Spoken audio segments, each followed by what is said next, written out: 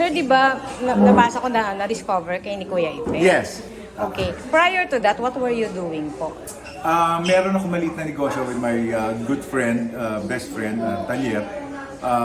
I was more on the sales department. Ako yung kumakausap sa mga pharmaceutical company na para ipa-repair nila or i-maintain nila kasi yung mga tawag doon, medical representatives nila, they're given cars. So, ang ginagawa ko, I get to talk to the company, doon may-maintain, tapos tsaka lang kami babay. Paano po nag-cross ang landas yun ni Kuya Ipe? Yun na, lagi ko sinasabi, ang tatay ko kasi, ang negosyo naman paupahan ng mga apartments. There was one executive, which is Kuya Ramon, executive ng Viva, Ramon Kuya Salvador, brother-in-law ni Boss Vic, na at ako ang inuutusan ng tatay ko, maningil. Tapos nung naniningil ako, na-tiyempo ko, nasa loob ng bahay namin, na nire-renta ni Kuya Ramon, si Ipe. Sabi ko, Kuya Ipe, patawag ko nun, ito ho yung resibo. Sabi niya gano'n, gusto mo mag-artista? Paano naman ho napasok sa artista? Because nagkwento kami ng tatay mo, ganyan-ganyan, nag-theater ka raw. Sabi ko, oo, ano lang yun, theater sa high school at sa college. Pero hindi yung theater as in Philippine Educational Theater Station, PETA. Ambition ko yun. But anyway, sabi ko, sige, bakit hindi? I want to see myself on screen, subo. So sabi niya, and then yun, binigyan ako ng 25,000 ni Ipe to go on a workout, buy clothes, mag-aral ng taekwondo, go on a competition, tapos workshop. So may nakita talaga siya sa'yo? I don't know, because siguro yung height. Kasi usually gusto nila yung height, tapos yung potential na medyo I was big. And then nagulat na lang, siguro nakita nila na meron din konting acting or marunong umarte. Doon na lang siguro yung plus factor ng Tapos nagtuloy-tuloy na. In fact, after one movie, I never get to expect, that was 1990 pinalabas. 1990 of January, or 1991 of January, I signed about 17 movies right away. Wow. Oo. Nakakala ko talaga, biruan, sabi ni Kuya Ramali, ka pirma ka dito. Akala ko pirma lang, isang, dalawang Tapos, after March, ay may nakahintay na 29 folders pa. All in all, in 7 years, I made about 123 movies. So sir, bakit Salvador Brothers ang naging original manager mo? Oo, si Kuya Raman nag-handle sa akin. Tapos si Kuya Ipe si Ipe ang nag-a-assist sa akin na, wag mong gawin to. Of course, si Fernando po rin, sinabi niya, huwag akong gagamit ng sigarilyo kasi kumukuha ko ng timing, nanghihiram ako ng acting sa sigarilyo. So these people are the one nag-a-advise sa akin. Wow. Pero sir, kung hindi kayo nagtagpo ng landas si Kuya Ipe, hindi nyo ipupursong mag-artista kahit na may konting acting background? Siguro, kasi ang sa akin, ito siguro sana malaman ng lahat. Ang pag-aartista po, destiny yan eh. Ang dami hong gwapo dyan, dami hong maganda dyan. May naghubad na ho, meron ng lahat. Halos nagpakamatay para maging artista. Pero pag talagang hindi para sa inyo, hindi para sa inyo. Talagang nalalaan ho sa Na-tiyempo lang siguro, nabigyan ako ng pagkakataon, inalagaan ko lang, siguro. At minahal ko ng gusto kasi.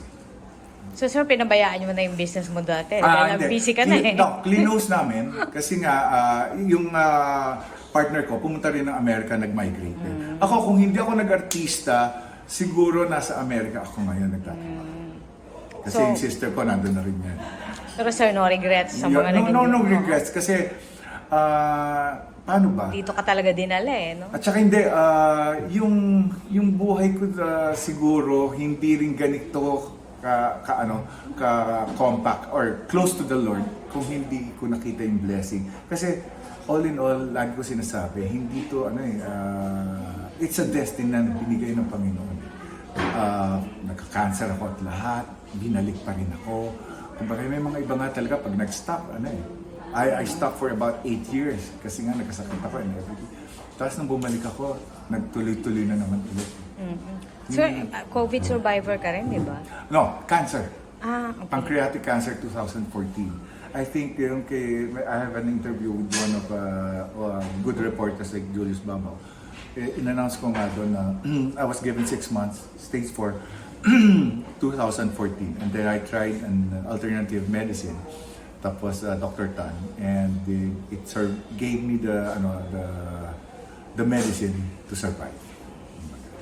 Sir, sa dami na nang inabot niyo sa showbiz, meron ka pa bang gusto ma-achieve sa acting? Honestly, I get awards pero yung recognition from a small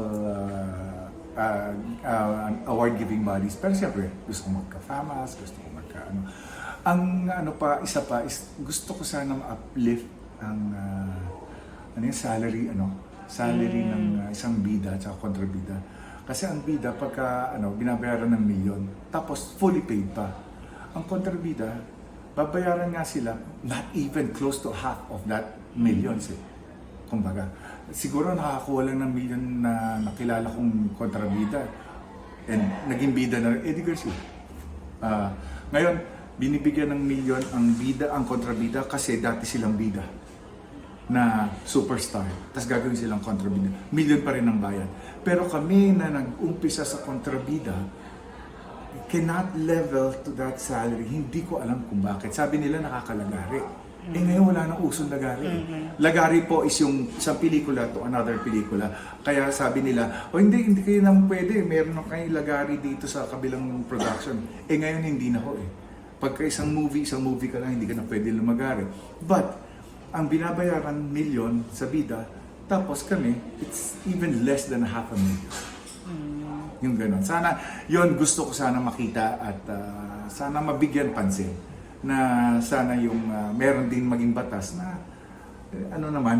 bigyan din ng yung opportunity yung mga actors and comedians and stuntman or stunt directors. Mga ganyan. Sir, meron ba kayong nilalapitan o kinakausap about it? Binanggit ko na kay Senator Robin, kay Senator Bong, sabi nila, it's on the producer side. Pero mababago lang yan kung sila mismo ang mag-a-advise na silang mga bida na, hindi, taasan nyo naman. Kumbaga, huwag nyo naman ilayo sa amin. Kasi, laging like ko sinasabi, ang isang bida, hindi gagaling kung walang kontrabida. No, mag-asawa sila eh. Kailangan nilang magkaroon ng rapport talaga. Tanggalin mo yung kontrabida, walang pelikula. Tanggalin mo yung bida, wala rin pelikula eh. Pero sana, yung presyo. Kasi, mas marami kukuha talaga sa bida. Tapos, eto pa masakit. Pag endorsement, bida. Pag kontrabida, hindi pwede kasi negative yung pinoportray namin. Bakit gano'n? Yun pa yung isa na sana mabago ko. Sana ma-open ko lang awareness before kunin ako nito. Yun lang. Pero ngayon, sir, maganda na rin ang mga exposures ng kontrabida. Exactly. Nagte-trend. Ang laki na ng respeto. Oo, compare dati. Nagte-trending na kayo. Yeah. At saka, ngayon, ang appreciation nila sa bida is halos kasing pantay na rin. At least, umaano na, on that direction na po. Yes. Maraming salamat, sir. Thank you very much. Thank you for this opportunity to explain our side. Sir, isa na lang, pakipromote niyo po yung pagpag. Yes, I'm inviting everyone sa March 20 po. Kita-kita po tayo sa sinihan. Pagpag 24/7, produced by Viva Films, directed by J.R. Reyes. Please, supportahan ho natin ang pelikulang Pilipino. Nag-struggle ho sila pero nag-uumpisa ho ulit. Please go back to the theaters po. Alam ko masarap manood sa mga computer at sa TV. Please, suportahan niyo po kami at kailangan namin po kayo para mabuhay ang pelikulang Pilipino. Maraming salamat po. Thank you, sir.